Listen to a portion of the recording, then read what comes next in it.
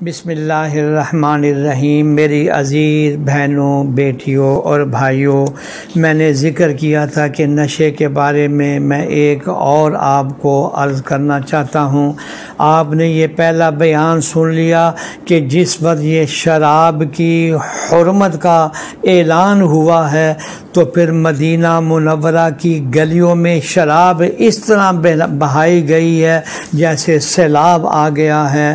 لیکن آج اس ترقی یافتہ دور میں نشہ اور منشیات کے خلاف آواز اٹھ رہی ہے، شور برپا ہے۔ ماہرین صحت سماجی اصلاح کرنے والی کونسلیں بنا رہے ہیں، کانفرنسوں کا انعقاد ہو رہا ہے، کیونکہ انہیں یہ معلوم ہو گیا ہے کہ منشیات سے بے شمار اور انتہائی مہلک بیماریاں پیدا ہو رہی ہیں۔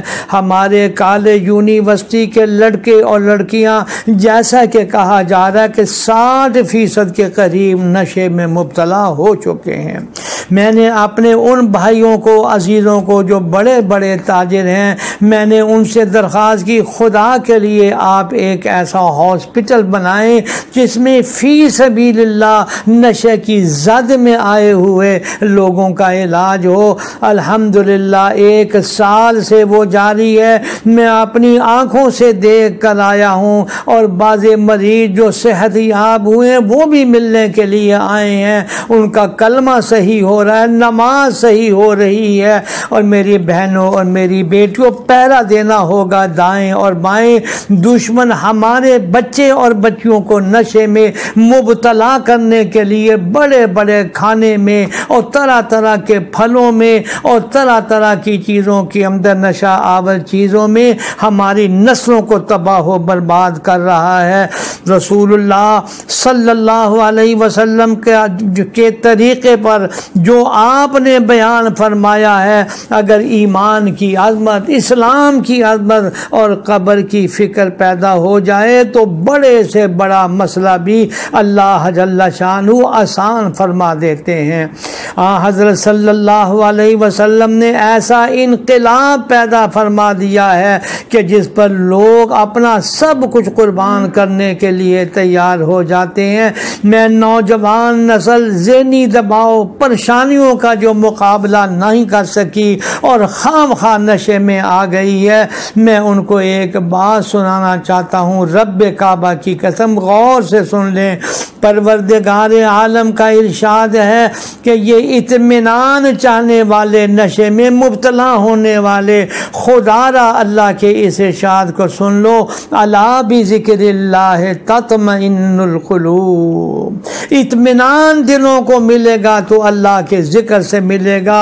ماں باپ اولاد سے غافل تو نہیں ہو گئے، جس کے نتیجے میں یہ دن دیکھنے کو ملا جب رسول اللہ صلی اللہ علیہ وسلم نے ماں باپ کو اولاد کی تربیت کا ذمہ دار قرار دیا۔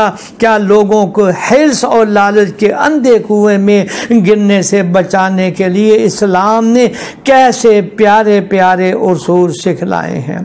سیدنا عمر فاروق رضی اللہ تعالی عنہ کے آغاز میں جس وقت ان کو حکومت ملی ہے، شراب کا نشہ کرنے والا پایا جاتا تو اس کو لوگ بہت زیادہ برا بھلا سمجھتے تھے۔ میرے دوستوں اور بزرگوں، میں آپ سے عرض کروں گا کہ ان مریضوں کے ساتھ شفقت کے ساتھ، محبت کے ساتھ، دلائل کے ساتھ ان کو قائل کریں اور ان کا علاج کرنے میں کوئی کوتاہی نہ کی جائے۔ اس میں والدین کی، معاشرے کی، عزیز و اقارب کی ذمہ داری ہے، ورنہ یہ سارے کے سارے اللہ تعالیٰ کے حضور جواب دہ ہوں گے۔ آج کے دور میں منشیات کے عادی افراد کے لیے جدید ترین علاج گاہیں، رفاہی ادارے کام کر رہے ہیں، جہاں یہ جدید ترین نفسیاتی طریقوں اور ادویات سے اس کا مکمل علاج کیا جاتا ہے۔ اللہ تعالیٰ پوری دنیا کو، خصوصاً پاکستان کو، اس غلیظ ترین لعنت سے پاک فرمائے اور اس کے کاروبار میں ملوث ہر شخص کو ہدایت عطا فرمائے، آمین یا رب العالمین۔ درس قرآن.com www.darsequran.com